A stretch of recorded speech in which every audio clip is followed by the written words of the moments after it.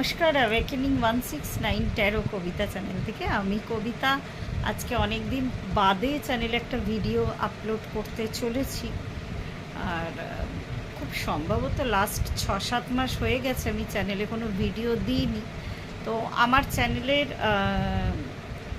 Awakening 169 যে চ্যানেলটা আছে, তো ওই চ্যানেলে বেশ কিছু আমার বন্ধু ছিল আর কি। তারা যখনই ভিডিও আপলোড করতাম তখনই তারা কমেন্টস করতেন, এসে ভিডিও দেখতেন, মতামত দিতেন। কিন্তু বহুদিন চ্যানেলে আপলোড না করার ফলে আমার বেশ যোগাযোগ বিচ্ছিন্ন হয়ে গেছে। আজকে অনেক দিন পরে আমার মনে হলো যে এই যে এনার্জি শিফট হয়েছে, অনেকগুলো এনার্জি শিফটিং হয়েছে, তো তার ফলে দেখা যাক। আমি সামনের 10টা দিন, আমার কাছে এটাই নির্দেশ এসেছে, সামনের 10টা দিন কি হতে যাচ্ছে,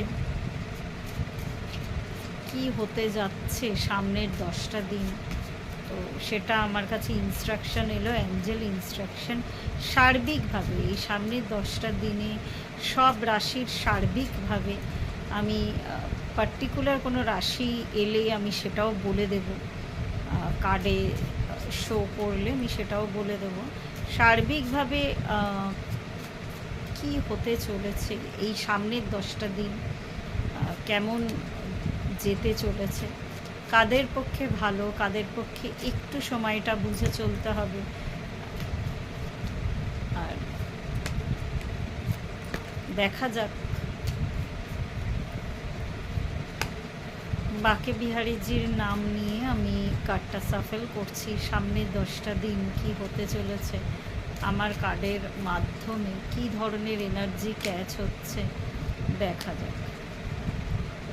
আর একটা card, wheel of Fortune. Wheel of Fortune bottom of the ডেকে এসেছে, হুইল অফ ফরচুন। আর তার নিচে আছে ম্যাজিশিয়ান। বেশ বড়সড় একখানা পরিবর্তন দেখাতে পারছি, আশা করি কার্ডটা বড়সড় একটা পরিবর্তন আসতে চলেছে, হুইল অফ ফরচুন। আর তার নিচে আমি দেখলাম ম্যাজিশিয়ানের কার্ড আছে। দেশের দশের সার্বিকভাবে আর কি আমি এই রিডিংটা, আমার হঠাৎ করে আমার কাছে ইনস্ট্রাকশান এলো এই রিডিংটা করার জন্য। শুধু ওই চ্যানেল নয়, খুব সম্ভবত আমার আর একটা চ্যানেলও আছে, কবিতার কলতান বলে। চ্যানেলটা অন্য বিষয়ের ছিল, এখন চ্যানেলটাতে আর কিছু আপলোড করা হয় না, শুধুমাত্র মাঝে মাঝে একটু শর্ট ভিডিও করি চ্যানেলটা বাঁচিয়ে রাখার জন্য। কেন, চ্যানেলে বেশ কিছু রেভিনিউ জমা হয়ে আছে, কিন্তু ওটা আমি উইথড্র করার মতো অবস্থায় নেই এখনও। ওই জন্যই আমি চ্যানেলটাকে অ্যাটলিস্ট বাঁচিয়ে রাখি। তো আমার হাতে কার্ড চলে এসেছে, page of swords. Page of সোর্টসের যে কার্ড দেখাচ্ছে এখানে, আমাকে যে এনার্জিটা দিচ্ছে পেজ অফ সোর্টস থেকে, সেটা বায়ুতত্ত্বের যে রাশিগুলো, মেনলি এটা আমাকে তুলা রাশির একটা ভাইব্রেশন দিচ্ছে। এক্ষেত্রে কিছু সারা পৃথিবীতে আর কি, দেশের দশের আমাকে কিছু কিছু বাংলাদেশ থেকে বা সৌদি কান্ট্রি থেকে দেখে ওই চ্যানেলে, অ্যাওয়েকেনিং 169 চ্যানেলের। ওখানকার বাঙালিরা দেখেন, কমেন্টসও করেন। তো যাই হোক, একটু সামনের এই 10টা দিনে প্রাকৃতিক কোনো দুর্যোগ হওয়ার চান্সেস আছে, প্রাকৃতিক কোনো দুর্যোগ হওয়ার চান্সেস আছে। প্লাস শুধু তাই নয়, তার সাথে সাথে তার মধ্যে আমি বলে দিচ্ছি, মেনলি আমি অধিক বৃষ্টিপাতের লক্ষণ দেখছি, ঝড়, বৃষ্টিপাত ও ভূমিকম্প, প্রাকৃতিক কোনো দুর্যোগের চান্সেস বেশ ভালো মতো আছে। উপরন্তু ইন্টারনেট বা মিডিয়া সম্পর্কিত কোনো নিউজ আসতে পারে, ইন্টারনেট বা মিডিয়া সম্পর্কিত কোনো নিউজ আসতে পারে, সেখানে একটা চেঞ্জ, একটা বড়সড় চেঞ্জের আশঙ্কা আছে। ইন্টারনেট সম্পর্কিত কোনো চেঞ্জ বা মিডিয়া সম্পর্কিত কোনো চেঞ্জ আর কি, সোশ্যাল মিডিয়া, যে কোনো মিডিয়া আর কি। তো এরকম কোনো একটা চেঞ্জেসের সম্ভাবনা প্রবল আছে। তার সাথে সাথে কিং অফ কাপস এসেছে। তার সাথে সাথে 5 অফ ওয়ান্ডস এসেছে।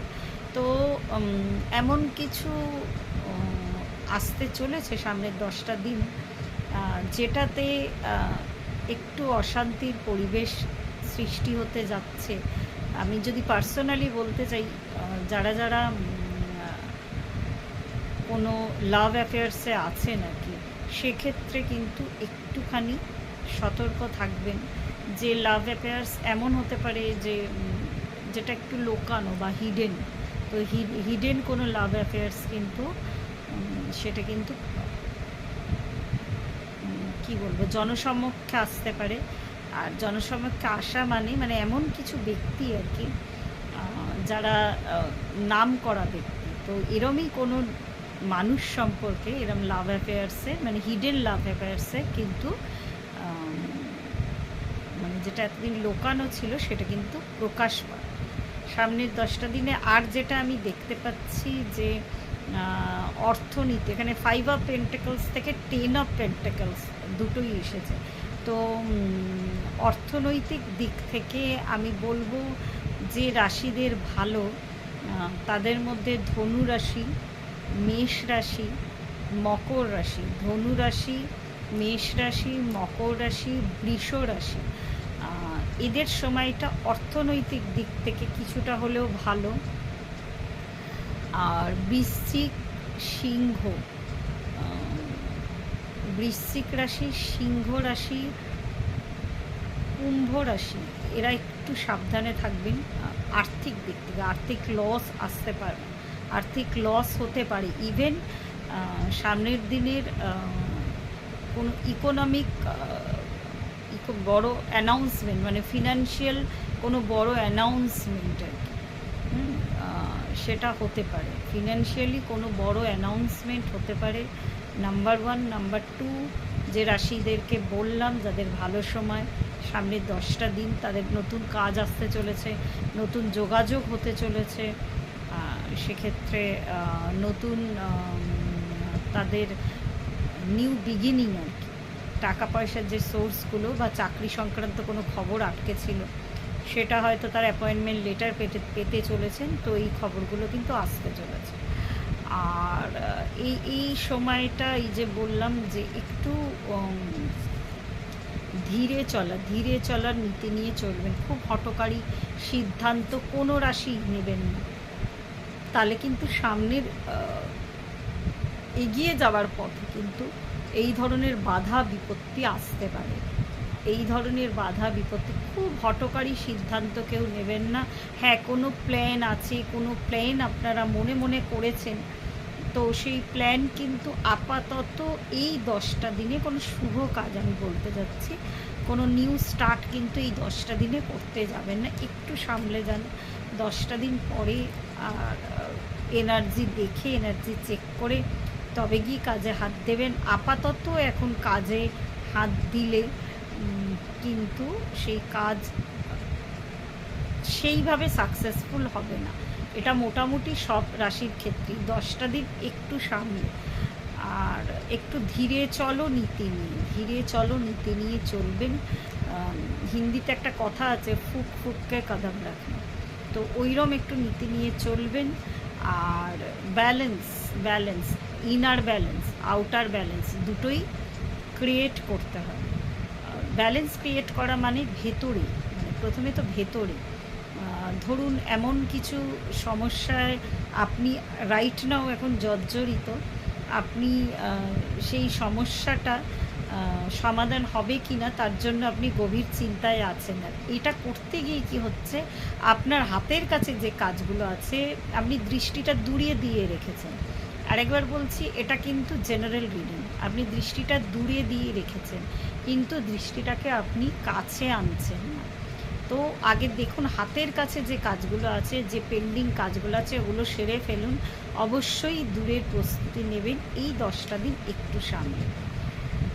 ছোট্ট রিডিং করতে চেয়েছিলাম, তাও মোটামুটি মিনিট 10 রিডিংটা হয়ে গেল।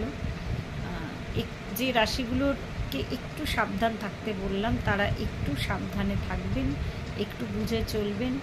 আর যে রাশিদের অর্থনৈতিক দিক থেকে ভালো বললাম তারা এনার্জিটাকে ক্লেম করার জন্য একবার 444 বলে ক্লেম লিখবেন।